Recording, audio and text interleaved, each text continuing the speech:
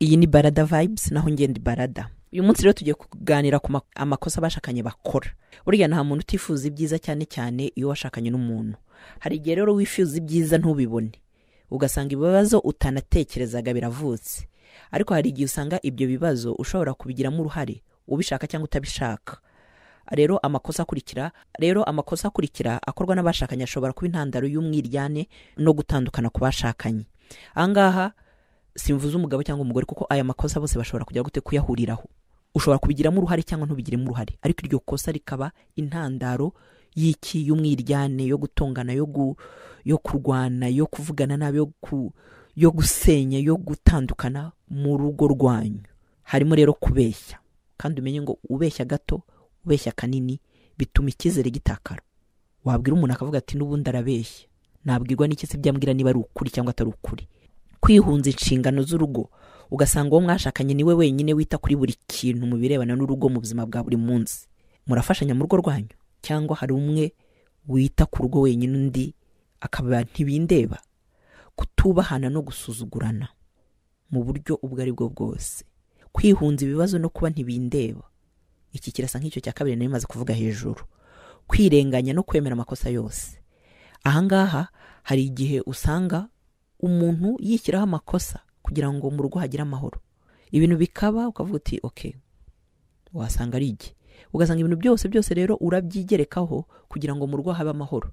Ariko ibyo si byiza, kuko bizarangira wumva utishimye, kuko wemera amakosa n'ataraya ukayemera kugira ngo mu rugo haze amahoro. Ariko burya babyita gute? Ni ukwanga kwiteranya, ariko amaherezo uzaba umunyamafuti, amaherezo uzaba umunyamakosa kandi urengana rimwe na rimwe. Kwirenganya nabivuga gute? Nigiye ubitera, buriya nigiye ubitera. Nibyo se koko? Iri kosa rero naryo ntago ari ryiza mu rugo. Harimo rero guceceka no kutavuga ibitagenda mu rugo. Ikintu kikaba ukakibika, kikaba cyakubabaje, si cyiza, urabona kikubangamiye ukakibika. Rimwe bikazaba byinshi. Iyo bibaye byinshi bigenda gute? Biraturika, umuntu agatungurwa, akavuga ati si igihe cyose bino bintu byabereye, kuki abivuze uyu munsi? Arakabya. Kuki? Guceceka no kutavuga ibitagenda mu rugo, umuntu agira ngo ibintu bimeze neza kandi ari ibintu bitagenda. Irindi kosa rero, gutuka uwo mwashakanye, kubwira uwo mwashakanye amagambo amutesha agaciro. Nshuti yanjye, wibuke ko navuze yuko ari ibintu ari amakosa ukora ubigambiriye cyangwa utabigambiriye. Hari igihe ukuntu umuntu yakuze, ukuntu atukana, ukuntu avuga nabi, ukuntu abwira abandi amagambo mabi, abikora aribwo buzima bwe, cyangwa ariko yakuze ariko avuga ko ateye, bikangiza cyangwa bikica, bikababaza uwo bashakanye.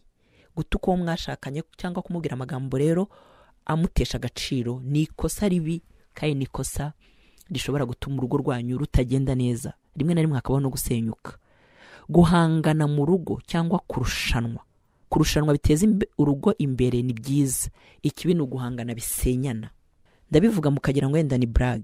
Hari abantu bashakanye umugabo n'umugore baba bameze nk'abarushanwa, nk'abahanganye.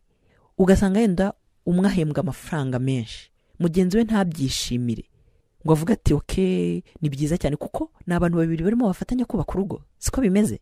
Ariko none ugasanga mu gihe umwe arusha undi mushahara, amurusha ibyubahiro, amurusha ibindi byose by'ubuzima busanzwe, undi bikamubabaza, cyangwa akavuga ati nanjye utaha nzamurusha. Ibaze n'ukuri, bakamera nkaho barimo bahangana, nkaho hari abakeba, kandi bitari bikwiriye. Kurushanwa rero biteza urugo imbere ni byiza, guhangana nibyo bibi, nibyo bisenya. Kurushanwa byiza akavuga utoke yakoze ibi, urumva nanjye ubutaha nzakora ibi. Mugamije iki? Gushyira hamwe, apana mugamije kwerekana ngenda kuruta, ngenda kurusha, ngenda komeye mu rugo, umugabo n'umugore. Ikintu ubwo tugeze ku ikosa rya 9, kwikunda no kwikanyiza, kwirebaho, kumva ari wowe. Ugasanga mu rugo nge ifite agaciro kurenza twe muri babiri, ariko nge niyigaragara cyane. No kwikanyiza, ibyo ushaka akaba ari byo biba, ibyo utegetse akaba ari byo biba, ibyo wifuza akaba ari byo biba, mugenzi wawe ukagira ngo ntawe uhari. Iryo ni ikosa abashakanye bakora kandi ritari ryiza. Guhima uwo mwashakanye, sinjya mu ngero, guhima ukamuhima koko. wisuzume niba urimo wumva iki kiganiro.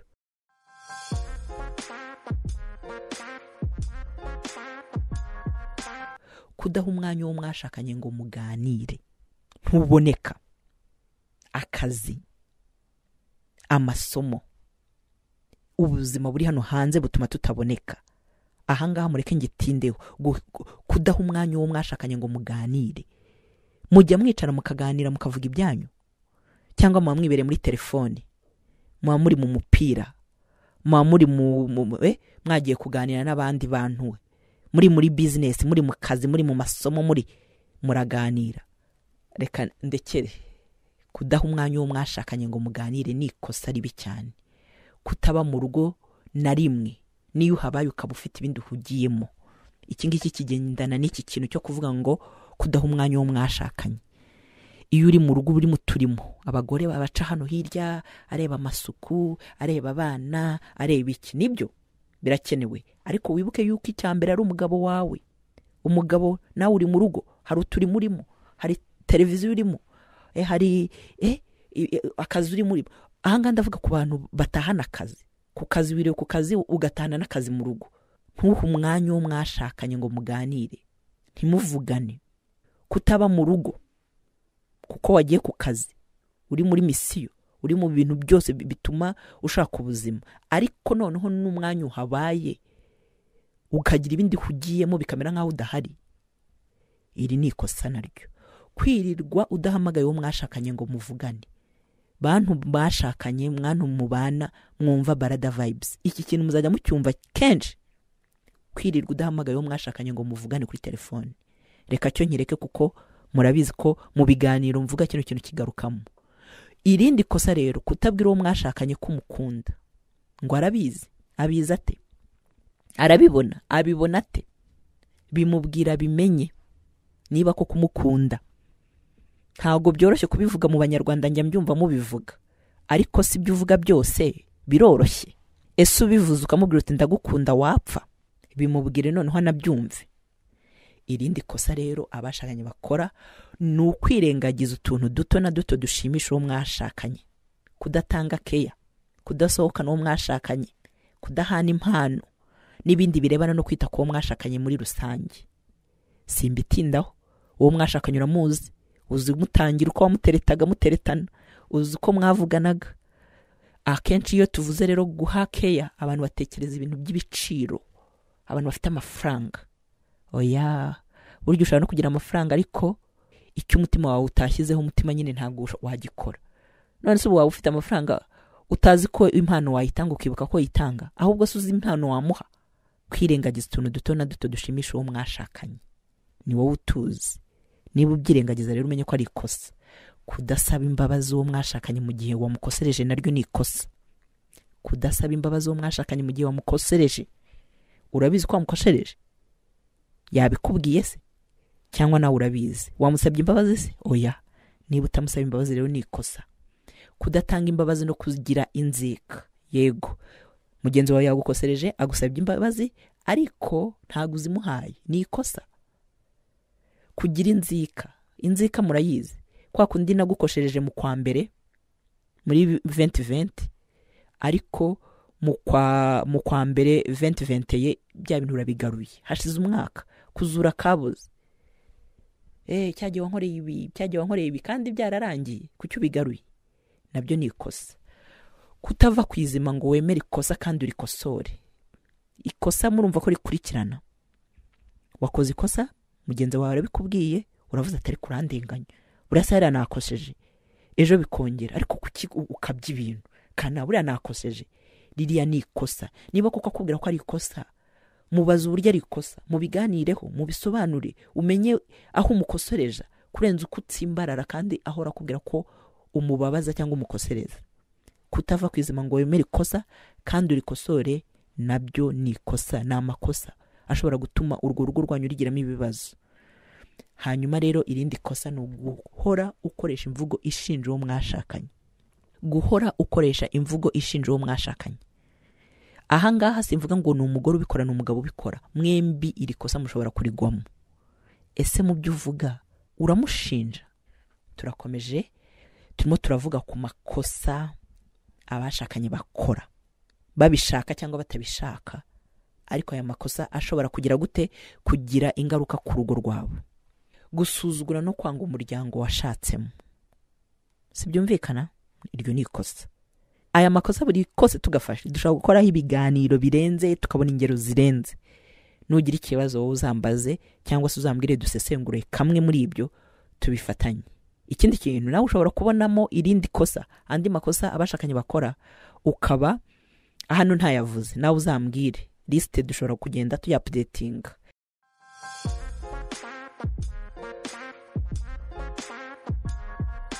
Hanyuma rero irindi kosa ni ubusambo no kwiharira. Ubusambo no kwiharira mu bashakanye, ugasanga umwe ni igisambo. Ntago igisambo ari wa wundi ujya kumena amazu ngo acukura amazu yibe. Hari ubusambo no kwiharira. Ugasanga urakorera umushahara mu rugo ntibazi ibintu. Ugasanga urikunda, urakurura wishyira, cyane cyane mu birebana n'umutungo. Ntago ushyira hasi ngo mugabane. Ubusinzi ni amakosa ashobora kugira gute kwangiza, cyangwa se ni amakosa abashakanye bakora. Ubusinzi, mwumve gusinda ntabwo ari gusinda ari uguhirima ngugwe. Ubusinzi ni ibintu byinshi, harimo umutungo ujyana muri izo nzoga, harimo ibyo ukora kuko wasinze, harimo uburyo utuma bawe biyumva bibona aho batuye cyangwa aho bagenda kubera ubusinzi bwawe, n'ibindi. Ubusambanye, gushurashura n'ubuhehesi. Akenshi hari igihe umuntu avuga ati ariko ni gute unyinjirira mu buzima, nijye usambana, wowe bikurebaho iki? No, iyo washatse wubatse urugo, ibintu byose ukora byaba ibyiza bigira ingaruka ku rugo rwawe, byaba ibibi bigira ingaruka ku rugo rwawe. Ni ukuvuga ngo rero ubusambanyi, gushurashura n'ubuhehesi nabyo bigira ingaruka ku rugo rwawe. Ku makosa rero abashakanye bakora babishaka cyangwa batabishaka, harimo uburakari bukabije butera gukomeretsa, gukubita no kumena ibintu. Iri ni ikosa rishobora kugira gute gusenya urugo. Harimo rero irindi kosa rivuga ngo gufata ibyemezo birebana n'urugo utabyumvikanyeho n'uwo mwashakanye. Ni wowe ukora, ni wowe ufite amafaranga mu rugo, ni wowe utunze urugo, ugomba gufata ibyemezo byose ushaka. Umugore nta kamaro afite, umugabo nta jambo afite, kandi none ntago bigira ingaruka ko mwashakanye gusa. Niyo mufite n'abana bibagiraho ingaruka, kuko uwo mwashakanye atameze neza nabo mwabyaye ntago baba bameze neza. Irindi kosa rero ni ukudaha agaciro ibitekerezo n'ibyumvo byo mwashakanye. Yego, ufata ibyemezo utamubajije, mujya inama ntubiha agaciro. Kudaha agaciro ibitekerezo n'ibyiyumvo byo mwashakanye. Ibitekerezo ni ukumubaza igitekerezo, ubitekerezaho iki, tubigenze gutya, tubihindure gutya. Ibyiyumvo rero ni ibyiyumvo, ni kwa kundi yiyumva, ndumva mbabaye, yakora ubabaye wowe. Yarira aho kugira ngo umaze se warijwe n'iki, byagenze gute, ariko ayo marira ndayarambiwe. Niba arakaye, niba babaye, niba yijimye, niba ahangayitse, ariko uzajya uhora urakaye, uhangayikijwe n'iki, ariko ubwo kucyo ukabye. Ibyo bintu rero nabyo byica amarangamutima.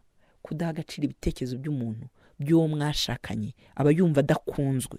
Rega gukundwa ntago ari ukubwira sheri ishusho urasa neza, wambaye neza.